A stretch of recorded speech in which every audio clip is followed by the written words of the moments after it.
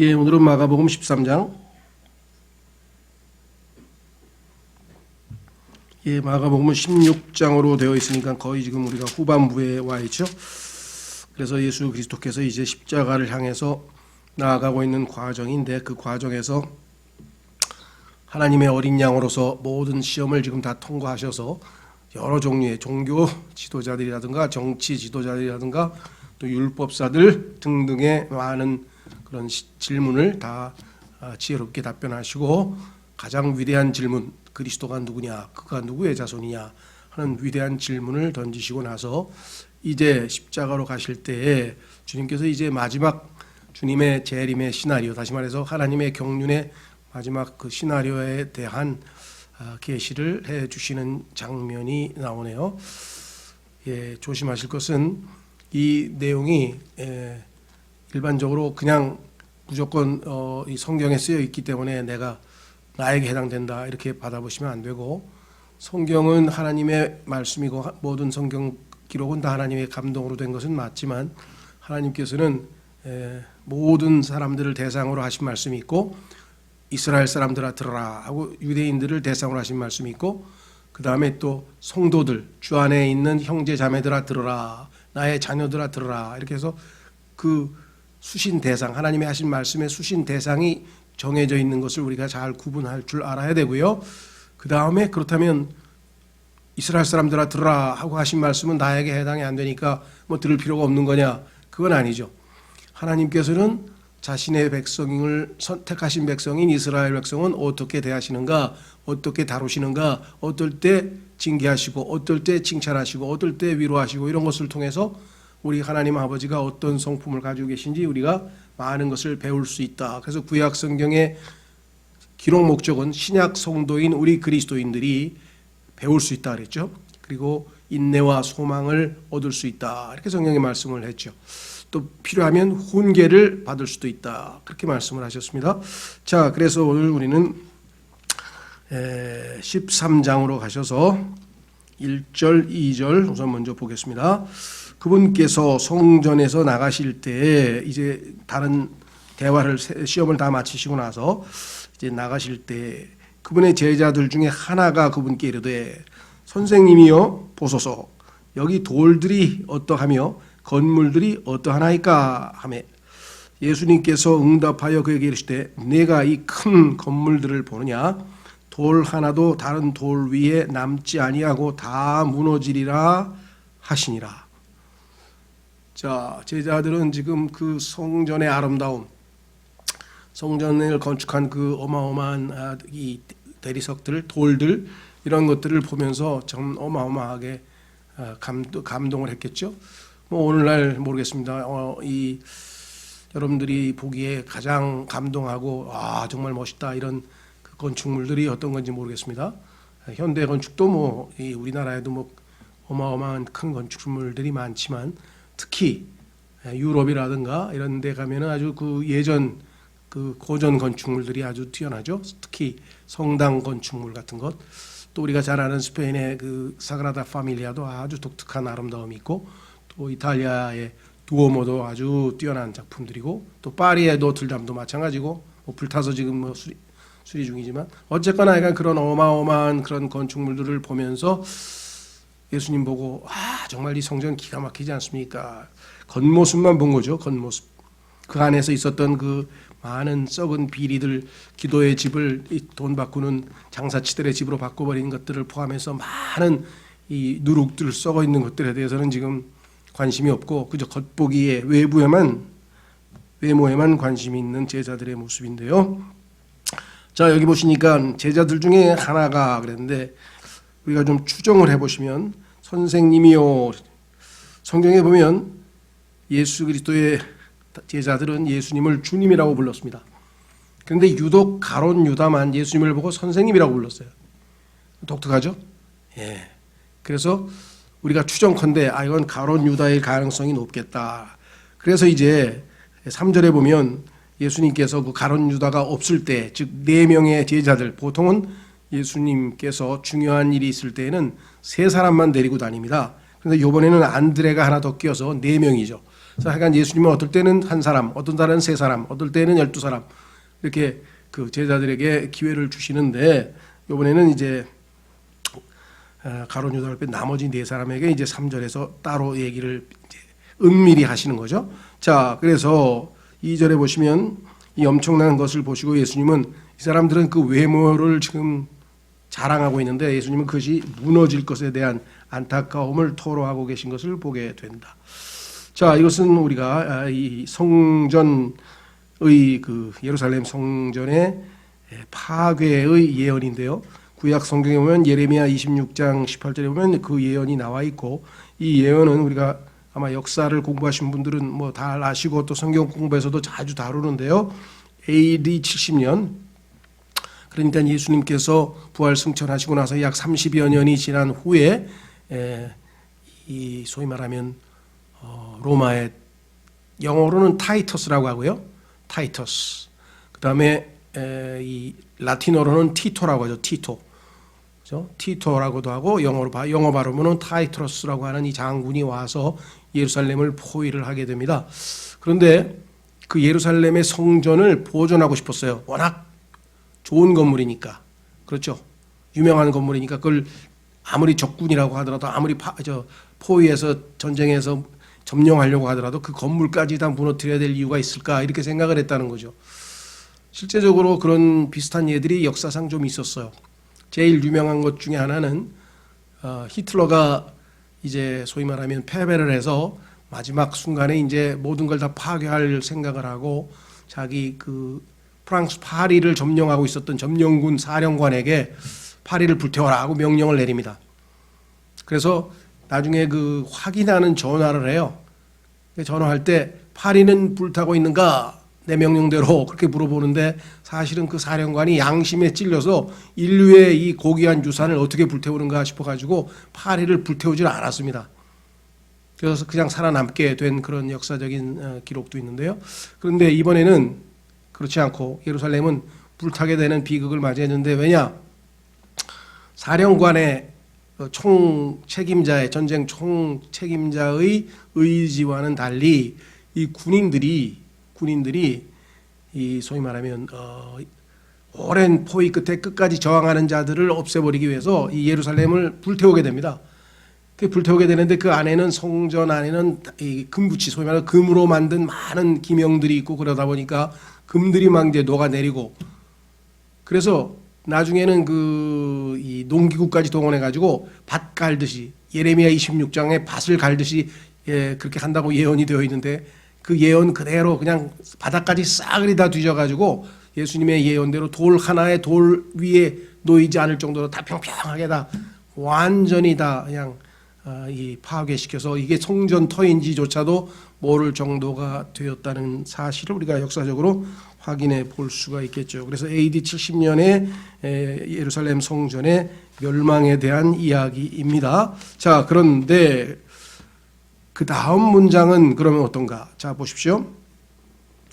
그 다음 문장 3절 그분께서 올리브산에서 성전 맞은편에 앉으심에 자, 성전이 있고 그 다음에 그 골짜기가 있습니다. 골짜기 하나가 있고 그 골짜기 건너편에 산이 하나 있어요. 그러니까 이쪽이 오른쪽에 제 주먹이 오른쪽에 있는 게 올리브산이고 그다음에 이쪽에 있는 게 시온산이에요. 근데 이 시온산에 성전이 있어요. 그러니까 예수님은 지금 성전을 마주보고 있죠. 그렇죠? 예를 들면 북한산에서 남산 꼭대기를 바라는 거나 마찬가지죠. 남산 꼭대기하고 북한산 꼭대기 사이인데 가운데 이렇게 평원이 있잖아요. 서울시라고 하는 그런 것처럼 이게 골짜기가 있었어요. 네. 그런데 예수님께서 이제 바라보시면서 앉아 계신데 뭐라고 얘기했는가? 베드로와 야고보와 요한 요 사람이 이제 3인방인데요. 예수님의 측근인데 거기에 이제 베드로의 동생인 안드레가 하나 더 이번에는 더하여졌네요. 그분께 은밀히 여쭙되 비밀스럽게 그렇죠? 예수님께서는 그 본인의 어떤 진리의 지식들을 모든 사람에게 다 알려주는 건 아닙니다. 갈망의 정도에 따라 어떤 사람에게는 깊이 있는 것을 가르쳐 주기도 하고 어떤 사람들에게는 그리고 우리도 마찬가지죠. 우리가 어떤 지식을 가르칠 때 초등학생 할 때 가르치는 거하고 중학생한테 가르칠 거하고 똑같은 산수를 가르치고 똑같은 수학을 가르치더라도 그렇죠. 집합을 설명하더라도 아기들한테 설명할 때하고 고등학생한테 설명할 때하고 다르듯이 예수님께서도 그와 같은 그 등급을 매기셨는데 은밀히 여쭈었어요. 우리에게 말씀해 주소서. 어느 때 이런 일들이 있으리까? 자, 그러니까 요거는 아까 얘기했던 돌들이 다 무너진다고 예수님께서 돌 하나도 다른 돌 위에 남지 아니하고 다 무너진다고 하신 그 얘기가 먼저 질문이죠. 첫 번째 질문은 자, 어느 때 이런 일들이 있으리까? 근데 두 번째 질문은 좀 조심해야 됩니다. 왜? 또 이 모든 일들이 성취될 때에 무슨 표적이 있으리까 하니 얼핏 보면 끝난 것 같은데 항상 성경은 완전한 문장과 불완전한 문장이 있을 때에는 완전한 문장을 기준으로 해서 성경을 해석해야 됩니다. 마태복음 24장에 가면 똑같은 상황에서 질문이 하나 더 있어요. 자, 그걸 우리가 확인해야 뒷부분은 AD 70년의 역사적 사건보다는 더 나중 이야기가 된다. 어떻게 할 수 있는가? 마태복음 24장으로 가보시면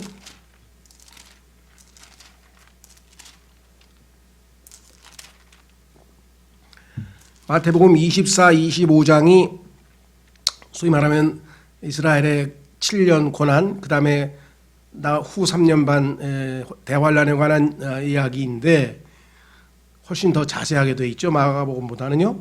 자, 마가복음은 13장 한 장으로 되어 있고, 자 보십시오. 24장 1절 예수님께서 성전을 떠나서 가실 때 그분의 제자들이 성전의 건물들을 보여드리려고 그분께 나오매 죄송합니다. 예수님께서 그들에게 이르시되 너희가 이 모든 것을 보지 아니하느냐?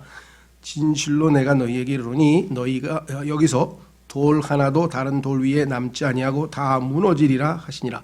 여기까지 똑같죠? 자, 그분께서 올리브산 위에 앉으셨을 때 제자들이 은밀히 그분께 나와 이르되 우리에게 말씀해 주소 어느 때 이런 일들이 있으리까? 또 주께서 오시는 때의 표적과 세상 끝의 표적이 무엇이리까? 그러니까 이들은 단순히 이 성전 무너지는 그 얘기만 한 게 아니고 예수님이 오실 때, 즉 재림 때의 표적과 세상 끝의 표적에 대한 질문을 했다라는 사실을 우리가 알 수 있고, 그러니까 예수님의 답변은 단순히 AD 70년에 대한 얘기만 하신 게 아니라 마지막 예수님의 재림 때의 이야기를 답변으로 하셨을 것이다. 자, 그래서 지금부터 이어지는 그 유명한 4절부터 예수님께서 그들에게 대답하시되 아무도 너희를 속이지 못하도록 주의하라. 여기서부터 시작해서 이제 소위 말하면 올리브산의 설교라 이렇게 알려져 있습니다. 성경에 보면 예수님께서 여러 번에 걸쳐서 설교를 하셨는데 그 중에서 뭐 얼마나 많이 설교하셨겠어요? 3년 반 동안에. 그 중에서 성경에서 그래도 남아있는 가장 유명한 설교 중에 하나가 우리가 잘 아는 산상설교라고 하죠.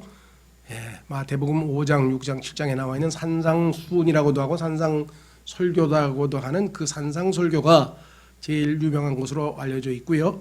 그 다음에 이제 두 번째는 제자들과 은밀하게 다른 사람은 빼고 제자들끼리만 모여서 은밀하게 마지막 소위 말하면 뭐 제자들을 떠나시면서 제자들과 헤어지시면서 그들에게 당부할 말씀들을 하신 그 설교를 우리가 다락방 설교라고 합니다.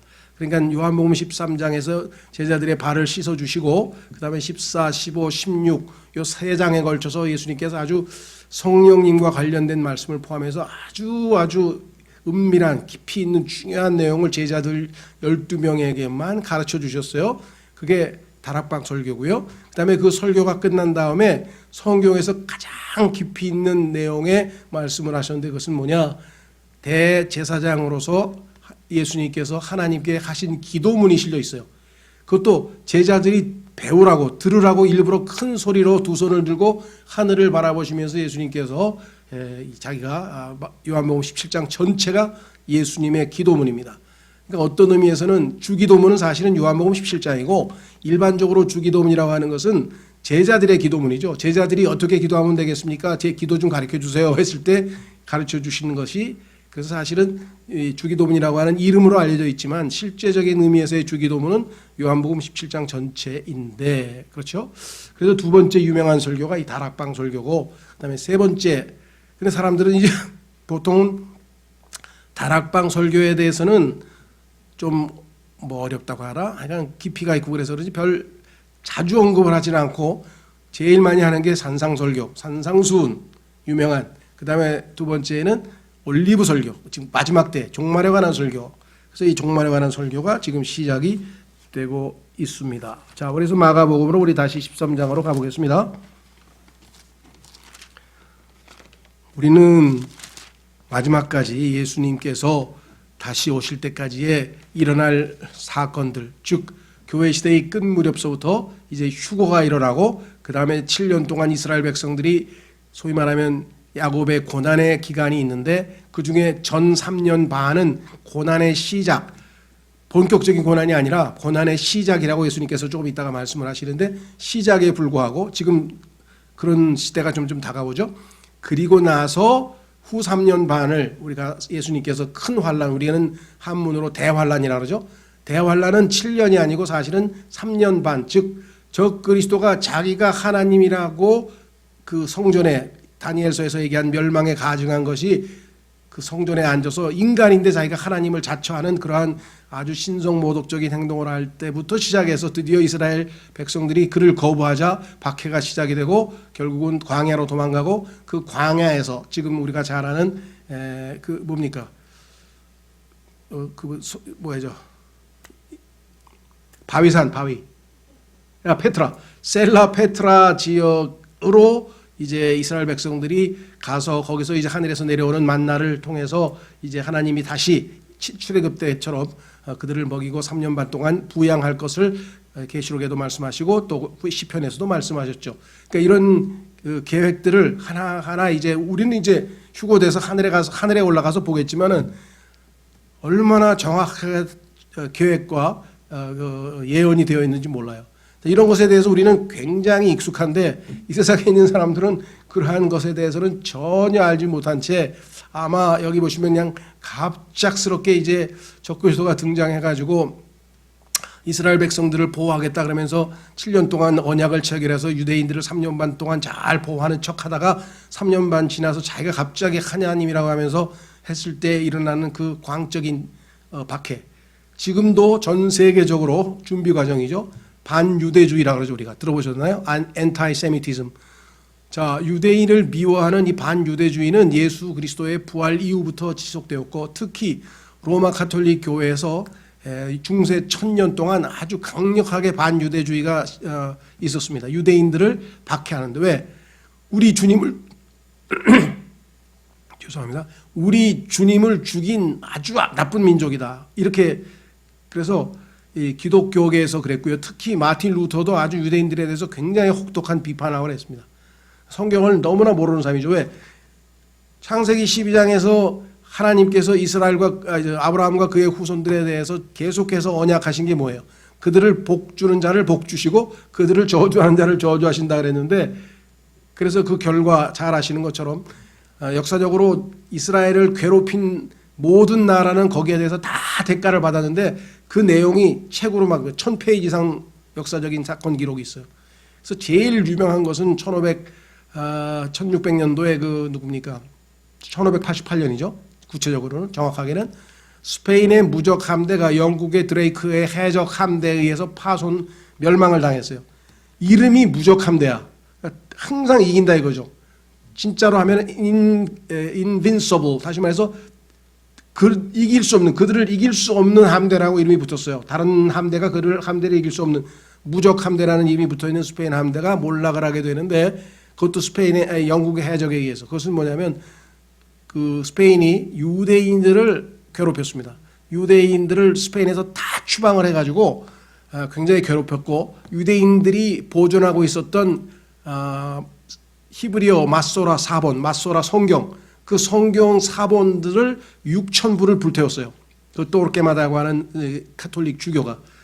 그래서 하나님께서 아마 진노하신 것 같아요. 그래서 그 다음에 스페인은 당시 유럽의 최고 해가 지지 않는 국가였는데 완전히 몰락해가지고 오늘날까지도 유럽에서는 이류 국가의 신세를 지금 못 면하고 있는데 반대로 영국은 이제 아시다시피 로마 가톨릭과 손을 끊고 이 성공회라고 하는 이 독자적인 노선을 걸으면서 결국은 1611년 킹제임스 성경이 나오고 그 성경을 통해서 전 세계에 소위 말하면 현대적으로 봤을 때 세계 선교가 이루어진 것은 킹제임스 성경이 출간된 이후에 영국을 중심으로 전 세계에 세계 선교가 이루어져서 오늘날 우리에게도 복음이 들어온 것은 바로 그 역사의 일환이었다라고 하는 것을 우리가 생각해 볼 수가 있습니다. 자, 그래서 우리는 다시 돌아오셔서 마태복음 13장 예수님께서 이제 답변하십니다. 5절 예수님께서 대답하여 그들에게 말씀하기 시작하시되 여기서부터 이제 올리브산 설교의 내용이죠. 첫 번째, 아무도 너희를 속이지 못하도록 주의하라. 예수님께서 얼마나 실제적인 말씀을 하십니까? 자, 마지막 시대, 특히 이 종말과 관련지어서는요, 엄청난 그 속임수가 있어요. 오늘날도 보면은 이 종말과 관련지어서 막 이상한 많은 이단들이 나오고 막 이상하게 그 소위 말하면 언제입니까? 92년도에 그 휴거 사건은 완전히 한국 사회를 그냥 막 초토화시킬 정도로 뭐 기독교의 신뢰를 완전히 땅에 떨어뜨릴 정도로 어마어마한 사건이 있었죠. 근데 그것뿐이겠습니까? 걸핏하면 비리 수첩, 걸핏하면 그것이 알고 싶다. 뭐 그런 비슷한 것들에 보면 밤낮 기독교 그 종말론자들 그렇죠. 피지로 가가지고 막 사람 두들겨 패내는 것부터 시작해서 그냥 하여간 이 희화화한다는 거죠. 기독교를 조롱하는 내용들이 거의 대부분 다 이 여기에 나와 있는 예수님의 말씀대로 속아서 그렇죠. 속아서. 자, 그래서 예수님께서 말씀하신 첫 번째는 뭐냐? 아무도 너희를 속이지 못하도록 주의하라. 많은 사람이 내 이름으로 와서 한두 사람이 아니에요. 지금까지도 보면 어마어마한 사람들이 왔어요. 특히 유대인들 중에서 많았는데요. 예수님께서 부활하시고 나서 그 다음에 70년 아까 예루살렘 성전이 멸망했죠. 그 다음에 132년 AD 132년 즉 예루살렘 성전이 멸망하고 나서 한 50년쯤 됐을 때 유대인들이 반역을 일으켰어요. 그때 그 반역이 일어나서 몰살을 당하죠. 마사다라고 하는 이 지역에서 그 이후에 유대인들을 구출하겠다. 소위 말하면 로마서 11장에 보면은 예수님께서 마지막 순간에 오면은 유대인들의 구출자, deliverer, 구출자로서 마지막에 예수님이 오시는데 환란으로부터 예수님이 적그리스도로부터 유대인들을 이제 구출하러 오시는데 그 유대인들의 구출을 하겠다고 나선 소위 말하면 메시아들이 가짜 메시아들이 여기 나와 있죠. 그리스도란 말은 헬라어고 메시아는 히브리어인데 가짜 그리스도들이 여기 나왔죠. 많은 사람이 내 이름으로 와서 내가 그리스도라 하여 많은 사람을 속이리라. 지금 2000년 동안 지금 이 일이 벌어지고 있어요. 근데 이제 마지막 때가 될수록 점점 심해지겠죠. 자, 1차적으로 이 예언은 유대인들에 대한 얘기고 예수 그리스도께서 지상 재림할 때의 얘기입니다. 그런데 예수님의 플랜에 의하면 지상 재림 7년 전에 공중 재림이 있고 휴거가 있다 이 말이죠. 그렇다면 지상 재림 7년 전에 공중 재림이 있다면 예수님이 7년 후에 있게 될 그러한 예수님의 재림에 대해서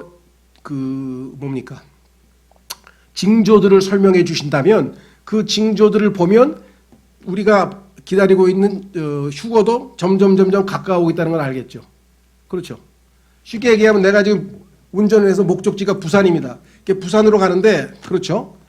부산으로 가는데 부산이 가까워질수록 대구도 가까워지는 거 아니에요. 여러분 대구가 휴거고 부산이 재림이라고 한다면 성경은 지금 재림 얘기를 하고 있지만 그 얘기를 가만히 들어보면 대구에서 벌어질 일들도 우리가 충분히 예측할 수 있다. 그래서 교회 시대의 성도들은 직접 해당은 안 되지만 상황이 점점 다가오고 있다는 사실을 우리가 충분히 이해할 수 있다라는 말씀을 좀 드리고 싶고요. 그렇죠?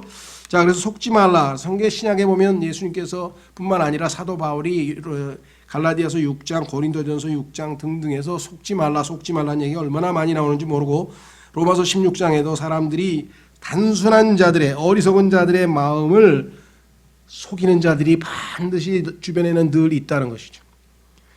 그래서 종교인들만큼 소위 말하면 교회 다니는 사람들만큼 많이 속아본 사람이 없어요.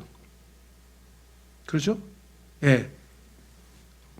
그 사람이 다 나쁜 건 아니죠. 야, 여기서 복음을 듣고 구원을 받았다 막 갔는데 그 다음에 분별력이 없다 보니까 그 사람이 그 다음에 하는 내용들은 다 엉터리고 잘못됐는데 그냥 그걸 맹목적으로 다 받아들이게 되면 결국은 속는 것이죠. 돈 갖다 바치고 약간 시간 갖다 바치고 완전히 신앙이라고 생각했는데 알고 보니까 사람, 다시 말해서 인간을 숭배한 것에 지나지 않았다.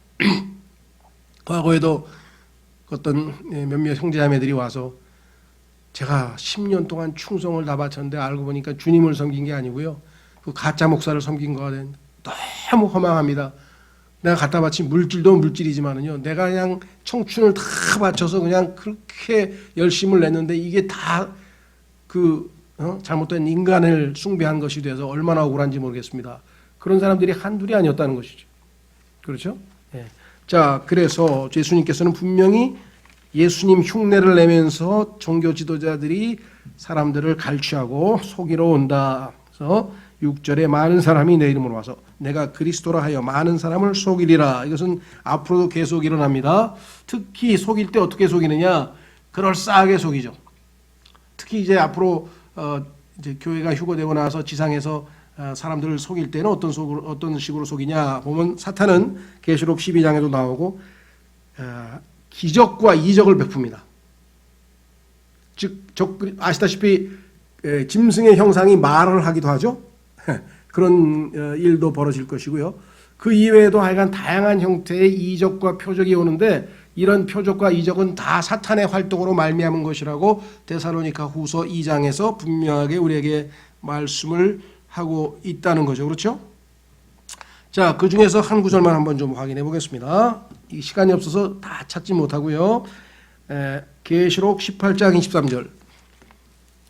계시록 18장 23절을 찾아보시면 아주 거기에 여러분들이 계시록을 공부해 보신 분들은 아시겠지만 계시록 17장과 18장은 바벨론에 대한 하나님의 심판인데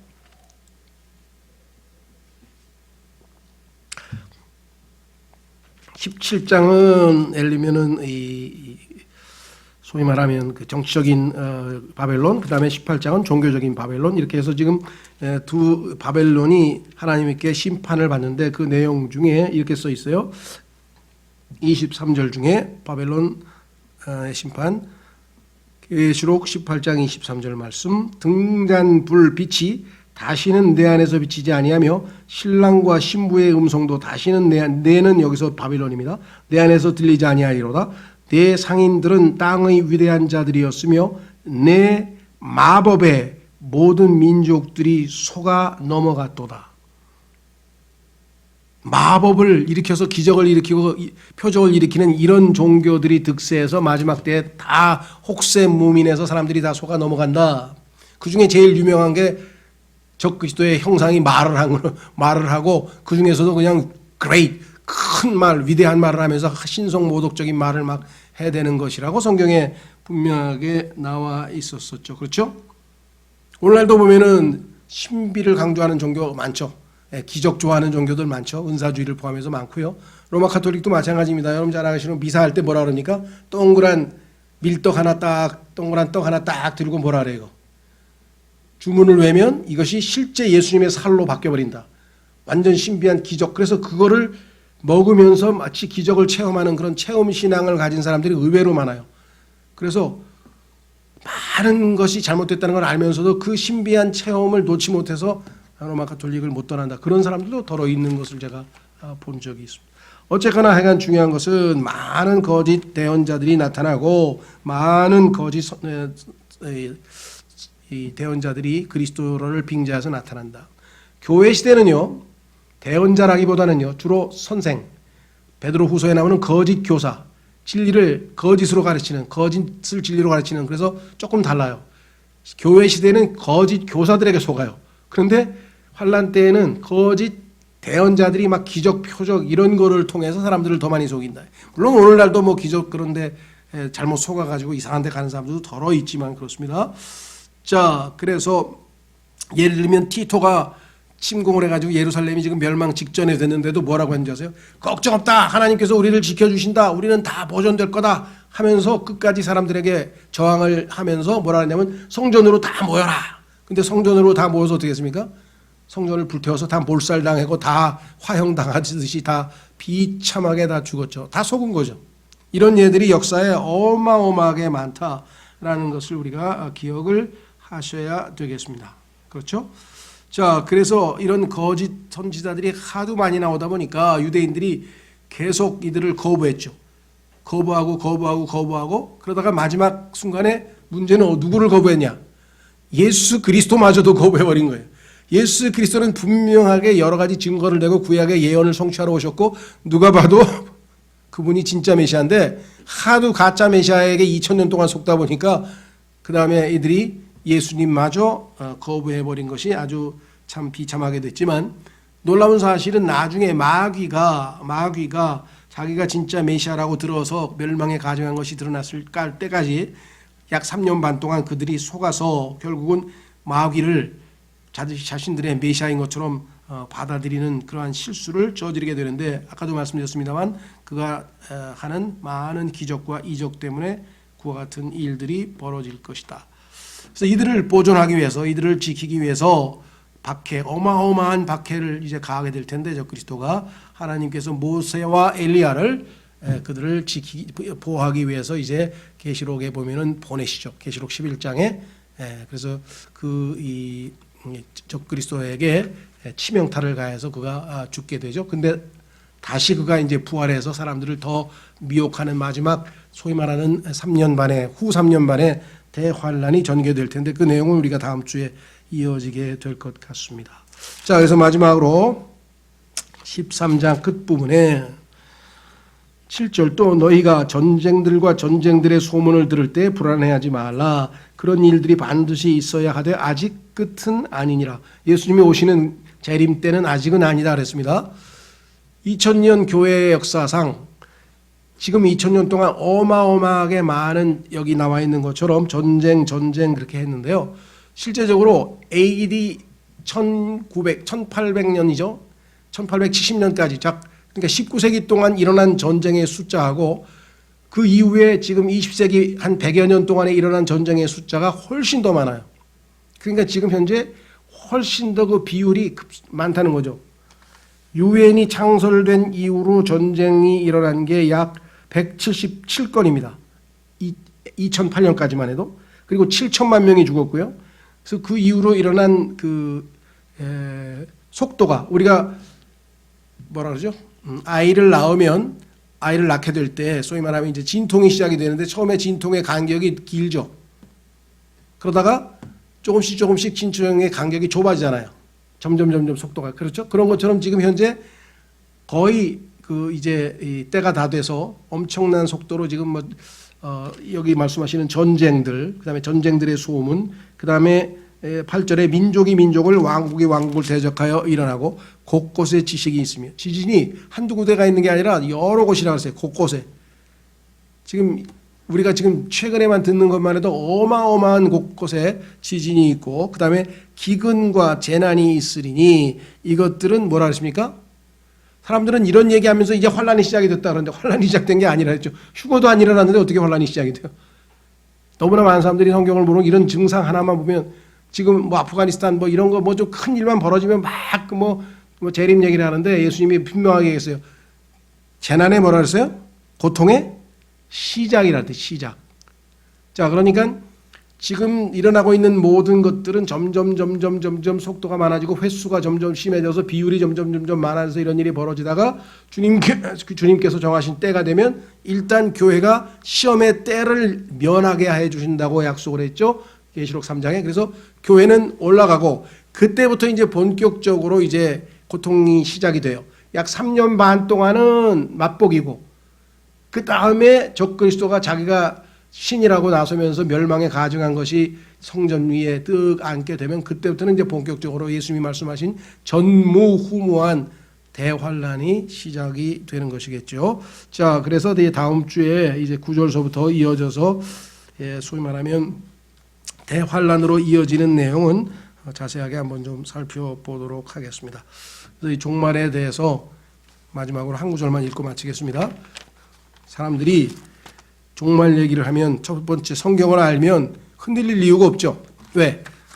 이 종말이 시작이 되기 전에 소위 말하면 환란 전 휴거가 교회를 위해서 주님께서 세우신 그러한 계획이기 때문에 환란이 일어나기 전에 우리는 올라갈 터 있는 그러면 적그리스도를 볼 일도 없고 이 땅에서 일어나는 그런 어마어마한 비극을 볼 이유가 없을 텐데, 그렇지 않고 사람들은 이 땅에서 일어나는 여러 가지 뭐 지구 환경 파괴라든가 뭐 등등등등 이런 것만 한두 개만 뭐 좀 큰 일 벌어지면 금방 무슨 세상이 끝날 것처럼 이렇게 얘기해요. 조금도 흔들리지 말라. 확인해 보겠습니다. 데살로니가 후서 2장 데살로니가 후서 2장 데살로니가 후서 2장 1절에 형제들아 우리 주 예수 그리스도의 오심과 우리가 그분께로 함께 모이는 것으로 말미암아, 이거 휴거죠. 하나는 재림이고 하나는 휴거. 말미암아 이제 우리가 너희에게 간청하노니, 예수 그리스도 오신다, 또 우리가 예수님과 함께 모이는 휴거, 이런 종말에 관해서 사람들이 얘기할 때 내가 너희에게 당부하는 것은 뭐냐. 첫째, 너희는 영으로나 말로나 혹은 우리에게서 왔다는 편지로나 그리스도의 날이 가까이 이르렀다 해서 쉽게 마음이 흔들리거나 불안해하지 말라. 불안해하고 흔들리면 뭐예요? 벌써 교리적으로 안정감이 없는 거예요. 진리 안에서 참 자유를 못 누리는 거죠. 그 다음에 아무도 어떤 방법으로든 너희를 속이지 못하게 하라. 먼저 떨어져 나가는 일이 일어나고 저 죄의 사람 곧 멸망의 아들이 드러나지 아니하면 그날이 이르지 아니하리라. 그래서 지금 적그리스도가 이 땅에 나와서 등장해서 그가 이 세상을 장악하는 그러한 일이 시작이 될 때야 이제 고통의 시작이 되는데, 아직 그 일도 없는데 너희는 지금 벌써 불안해하고 두려워하고 하느냐 하면서 지금 말씀하고 있죠. 자, 그래서 우리는 주님께서 말씀하신 것과 사도 바울 서신을 통해서 첫 번째 우리에게 가르치는 것은 뭐냐? 속지 말라.